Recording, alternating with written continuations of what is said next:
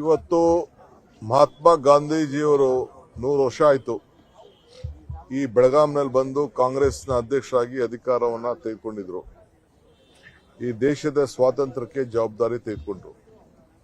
ಆ ಜಾಗದಲ್ಲಿ ಇವತ್ತು ಮಲ್ಲಿಕಾರ್ಜುನ್ ಖರ್ಗೆ ಅವರು ಕೂತಿದ್ದಾರೆ. ಮಲ್ಲಿಕಾರ್ಜುನ್ ಖರ್ಗೆ ಅವರು ಬಂದು ಈ ಗಾಂಧಿ ಪ್ರತಿಮೆನ ಉದ್ಘಾಟನೆಯನ್ನ ಮಾಡಿದ್ರು. ಅವರು ಪ್ರಿಯಾಂಕಾ ಗಾಂಧಿ ಅವರು ಬಂದು ಉದ್ಘಾಟನೆ ಮಾಡಿದ್ರು. ಇಲ್ಲಿ ಬಂದು ಮೊದಲನೇ ಪ್ರತಿಭಟನೆಯನ್ನ ಕಾಂಗ್ರೆಸ್ ಉಳಿಸಬೇಕು, ಗಾಂಧಿ ಕುಟುಂಬಕ್ಕೆ ನ್ಯಾಯ ಒದಗಿಸಬೇಕು ಅಂತೇಳಿ ಬಂದಿದ್ದೀವಿ. ಇವತ್ತು ನ್ಯಾಷನಲ್ ಹೆರಾಲ್ಡ್ ಒಂದು ದೇಶದ ಆಸ್ತಿ, ಇದು ಬಿಜೆಪಿದು ದ್ವೇಷದ ಆಸ್ತಿ ಬಿಜೆಪಿ. ನಾವೆಲ್ಲ ಇವತ್ತು ಕೋರ್ಟ್ ಅಲ್ಲಿ ನಮಗೆ ನಿಮ್ಮ FIR ದ್ವೇಷದ ರಾಜಕಾರಣ ಬಿಟ್ಬಿಡಿ ಅಂತೇಳಿ ಕೋರ್ಟ್ ಅವರು ವಜಾ ಮಾಡಿದ್ದಾರೆ. ಎಲ್ಲಿ ಮನಿ ಲಾಂಡ್ರಿಂಗ್ ಮಾಡಿದ್ರು? ಏನು ಅವ್ರ ಜಾಬ್ಗೆ ಅವ್ರ ಅಕೌಂಟ್ಗೆ ದುಡ್ಡು ಹೋಗಿತ್ತಾ? ಏನೂ ಇಲ್ಲ. ಈ ರೀತಿ ಸುಳ್ಳು ಅಪಾದ್ಯಗಳನ್ನ ಇವತ್ತು ಮಾಡಿದ್ದಾರೆ. ನನ್ನ ಮೇಲೂ ಕೇಸ್ ಹಾಕಿದ್ದಾರೆ. ಇದಕ್ಕೆ ನನ್ನೂ ಕರೆದಿದ್ದಾರೆ. ನಾನು ಮೊನ್ನೆ ಹೇಳ್ದೆ ನೀವು FIR ಕೊಡಿ ಅಂತ ಹೇಳಿದೆ. ಈಗಾಗಲೇ ಇಡಿಗೆಲ್ಲ ಹೋಗಿ ಬಂದೆ. ನಾನು ಇದೇ ವಿಚಾರಕ್ಕೆ ಹೋಗಿ ಬಂದೆ.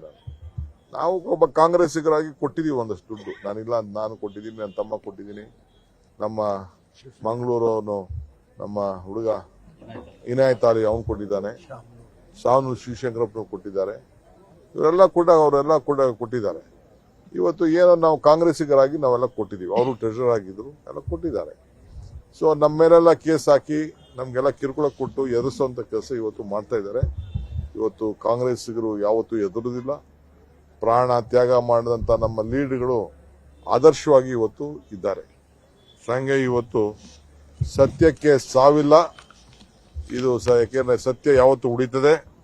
ಸುಳ್ಳು ಕೇಸ್ಗೆ ಆಯುಷ್ಯ ಇಲ್ಲ. ಸುಳ್ಳಿನ ಕೇಸ್ಗೆ ಯಾವತ್ತೂ ಆಯುಷ್ಯ ಇಲ್ಲ. ಸತ್ಯಕ್ಕೆ ಸಾವಿಲ್ಲ. ಇದನ್ನು ನಾನು ಹೇಳಲಿಕ್ಕೆ ಬಯಸ್ತಾ ಇದ್ದೇನೆ. ಸೊ ಇವತ್ತು ನಮಗೆ ನ್ಯಾಯ ಇವತ್ತು ಸಿಕ್ಕಿದೆ. ಇವತ್ತು ತಮ್ಗೆ ನಾನು ಹೇಳೋದಿಷ್ಟೇ, ಇದು ಪಂಚಾಯತ್ ರಾಜ್ ವ್ಯವಸ್ಥೆಯಲ್ಲಿ ಏನು ಮನ್ರೇಗಾ ಇತ್ತು ಅದ್ರ ಮೇಲೆ ಇವತ್ತು ಗಾಂಧೀಜಿ ಹೆಸರನ್ನ ತೆಗೆದಾಕ್ಬೇಕು ಅಂತ ಹೊರಟಿದ್ದಾರೆ. ಈ ಗಾಂಧೀಜಿ ನೋಟ್ನ ನೀವು ತೆಗೆದಾಕ್ತೀರಾ? ಓಲಿ ನೀವು ಗೋಡ್ಸೆ ಫೋಟೋ ಹಾಕೋಬಿಡಿ ನೋಡೋಣ. ಗಾಂಧಿ ನೋಟ್ನ ತೆಗೆಯಕ್ಕೆ ಆಯ್ತದ ಈಗ? ಹಂಗೆ ಇವತ್ತು ಗಾಂಧೀಜಿ ಹೆಸರನ್ನ ತೆಗೆದಾಕಕ್ಕೆ ಇವತ್ತು ನೀವು ಹೊರಟಿದ್ದೀರಿ. ನಾವೇನು ರಾಮನ್ನ ಪೂಜೆ ಮಾಡ್ಬಿಡಿ ಅಂದ್ರೆ ನಾನು ರಾಮನ ಪೂಜೆ ಮಾಡ್ತೀನಪ್ಪ. ರಾಮನ್ಕಿನ್ನ ನಾನು ಸೀತೆ ಬಗ್ಗೆ ಇದು ಬಹಳ ಲಾಯಲ್, ಆ ನಿಷ್ಠೆ ನನಗೆ. ನಾನು ನೋಡಿದ್ದೀನಿ ರಾಮಾಯಣನ. Sita is more stronger than Rama, ಅವಳ ಭಕ್ತಿ. ಸೊ ಹಂಗೆ ಆ ನಿಷ್ಠೆ. ಸೊ ರಾಮನಿಗೆ ಉತ್ತರ ಭಾರತದಲ್ಲಿ ರಾವಣನ ಪೂಜೆ ಮಾಡ್ತಾರೆ. ಸೊ ಕೆಲವರು ಹನುಮಂತನ ಪೂಜೆ ಮಾಡ್ತಾರೆ. ರಾಮಾಯಣದಲ್ಲಿರುವಂತ ಹನುಮಂತನ ಯಾಕೆ? ರಾಮನ ತಂದೆ ದಶರಥ ಮಹಾರಾಜ, ಅವನ ದೇವಸ್ಥಾನ ಇಲ್ಲ. ಆದ್ರೆ ರಾಮನ ಮಂಟ ಆಂಜನೇಯನ ದೇವಸ್ಥಾನ ಇದೆ. ಯಾಕೆ? ಒಬ್ಬ ಸೇವಕ, ಒಬ್ಬ ಸಮಾಜ ಸೇವಕ ಆಂಜನೇಯ ಅಂತೇಳಿ ಅವನ್ನ ಎಲ್ಲ ಪೂಜೆ ಮಾಡ್ತಾರೆ. ಹಂಗೆ ಇವತ್ತು ನಾವೆಲ್ಲ ಗಾಂಧೀಜಿಯ ಪುತ್ರರು. ನಾವೆಲ್ಲ we are the family members of Gandhiji. All Congress men R Gandhiji party family members. So Gandhiji ಹೆಸರನ್ನ ತೆಗೆಯಕ್ಕೆ ಹೊರಟಿರೋದು ಇದು ದುರಂತ. ಕೊನೆ ದಿನಗಳ ಕಾಲ ಪ್ರಾರಂಭ ಆಗಿದೆ. ಬಿಜೆಪಿ ಬುರುಡೆ ಪಾರ್ಟಿಗೆ ಇದು ಕೊನೆ ದಿನಗಳ ಪ್ರಾರಂಭ ಆಗಿದೆ. ಈಗ ಮನವಿ ಮಾಡ್ಕೊಳ್ತಾ ಇದ್ದೇನೆ, ಇದು ನಿಮ್ ಕೈಲಿ ಸಾಧ್ಯ ಇಲ್ಲ. ಸಂವಿಧಾನ ಬದಲಾಯಿಸ್ಲಿಕ್ಕೆ ಸಾಧ್ಯ ಇಲ್ಲ. ರಾಷ್ಟ್ರಗೀತೆ ತೆಗೆದಾಕ್ಲಿಕ್ಕೆ ಸಾಧ್ಯ ಇಲ್ಲ. ಪ್ರಜಾಪ್ರಭುತ್ವ ತೆಗಿಲಿಕ್ಕೆ ಸಾಧ್ಯ ಇಲ್ಲ. ಸೊ ರಾಷ್ಟ್ರಗೀತೆ, ರಾಷ್ಟ್ರಧ್ವಜ, ಸಂವಿಧಾನ, ಪ್ರಜಾಪ್ರಭುತ್ವ ಇದನ್ನೆಲ್ಲ ಕೊಟ್ಟಿರೋದು ಕಾಂಗ್ರೆಸ್ ಪಾರ್ಟಿ. ಗಾಂಧೀಜಿ ನಾಯಕತ್ವವನ್ನ ಮಾಡಿ ಇದ್ದಂತ ಪಾರ್ಟಿ. ಗಾಂಧಿ ಕುಟುಂಬ ಎಲ್ಲ ಆಸ್ತಿಗಳನ್ನ ಕೊಟ್ಬಿಟ್ರು. ಮೋತಿಲಾಲ್ ನೆಹರು ಅವರು ಎಷ್ಟೋ ಸಾವಿರಾರು ಕೋಟಿ ರೂಪಾಯಿ ಆಸ್ತಿ ಇವತ್ತು ಎಲ್ಲ ಕೊಟ್ಬಿಟ್ರು. ಅದನ್ನು ಹೋಗಿ ಕಾಂಗ್ರೆಸ್ ಪಾರ್ಟಿ ಹೆಸರಿನಲ್ಲಿ ಇದ್ದಂತ ಆಸ್ತಿಗಳಿಗೆ ಅವ್ರ ಮೇಲೆ ಶೇರ್ ಇಟ್ಕೊಂಡಿದ್ರೆ ನೀವು ಕೇಸ್ ಹಾಕ್ಬಿಟ್ರೆ ಏನಿದು? ಈಗ ಇವ್ರು ಚೇರ್ಮನ್ ಅವರಪ್ಪ, ಇವರು ಒಂದು ಶೇರ್ 2 ಶೇರ್ ಇವ್ರ ಹೆಸರಲ್ಲಿ ಇಟ್ಬಿಟ್ಟು ಇವ್ರು ಹಾಕಿದ್ರು. ಇವ್ರು ಚೇರ್ಮನ್ ಹೋದ ತಕ್ಷಣ ಅದು ಬೇರೆಯವ್ರಿಗೆ ಬಂದ್ಬಿಡ್ತದೆ, ಸರ್ಕಾರಕ್ಕೆ ಬಂದ್ಬಿಡ್ತದೆ. ಹಂಗೆ ಎಲ್ಲರದು ಕೂಡ ಹಂಗೆ ಒಬ್ಬೊಬ್ಬರು ನನ್ನ ಬೋರ್ಡ್ ಚೇರ್ಮನ್ಗಳು ಆಗಿರ್ತಾರೆ. ಸೊ ಇದು ಸರಿ ಇಲ್ಲ. ನಮ್ಮ ಪ್ರತಿಭಟನೆ ಮುಂದುವರಿತದೆ. ಹಳ್ಳಿಲಿ ಪಂಚಾಯತ್ ಲೆವೆಲ್ ಅಲ್ಲೂ ಕೂಡ ಇದನ್ನ ನಾವು ಮಾಡ್ತೇವೆ. ಇದಕ್ಕೆ ನಾನು ರೂಪರೇಷೆಗಳನ್ನ ತಯಾರು ಮಾಡಿ ನಿಮ್ಗೆ ನಾನು ತಿಳಿಸ್ತೇನೆ. ನೋಡ್ರಿ, ಯಾವ ತಪ್ಪು ಮಾಹಿತಿ ಆಯ್ತು, ಅವ್ರು ತಪ್ಪು ಮಾಹಿತಿ ಅಂದ್ರೆ ಬೇಕಾದ್ರೆ ಅವ್ರದ್ದು ಇದನ್ನ ಅದೇನೋ ಪ್ರಿವಿಲೇಜ್ ಮೋಷನ್ ಇದೆಯಲ್ಲ ಮಾಡ್ಲಿ. ಫಸ್ಟು ಮಾನ ಮರ್ಯಾದೆ ಇದ್ರೆ ಈ ನರೇಗಾ ದುಡ್ಡು ಬಂದಿಲ್ಲ 50 ಗಂಟೆ. ಯಾಕೆ ಬಿಜೆಪಿ ಅವ್ರು ಮಾತಾಡ್ತಾ ಇಲ್ಲ?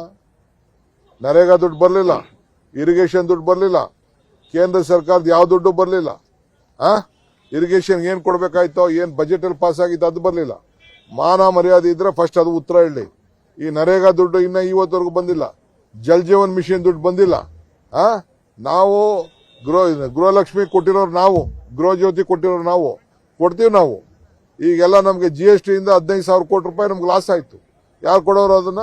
ಇನ್ನ ಕೇಂದ್ರ ಸರ್ಕಾರ ₹1 ಕೊಟ್ಟಿಲ್ಲ. ಏನ್ ಗೃಹಲಕ್ಷ್ಮಿ ದುಡ್ಡು ಏನು ಇವು ಲಕ್ಷ್ಮೀ ಹೆಬ್ಬಾಳ್ಕರ್ ಏನು ತಿನ್ಬಿಟ್ಟಾಡ ದುಡ್ಡ?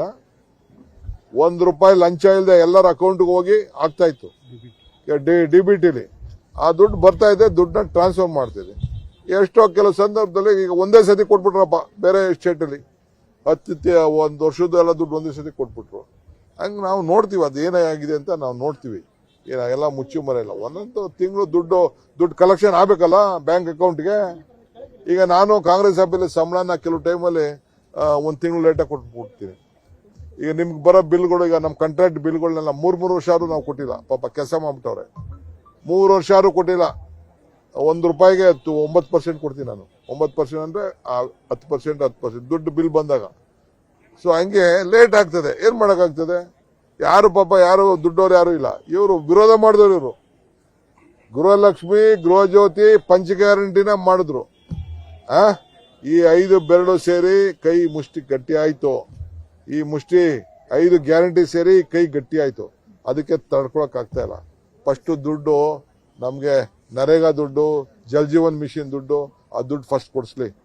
ಇರಿಗೇಷನ್ ದುಡ್ಡು ಕೊಡ್ಲಿ, ಬರೀ ಪರಿಹಾರ ದುಡ್ಡು ಕೊಡ್ಲಿ, ಅದ್ರ ಬಗ್ಗೆ ಮಾತಾಡ್ಲಿ.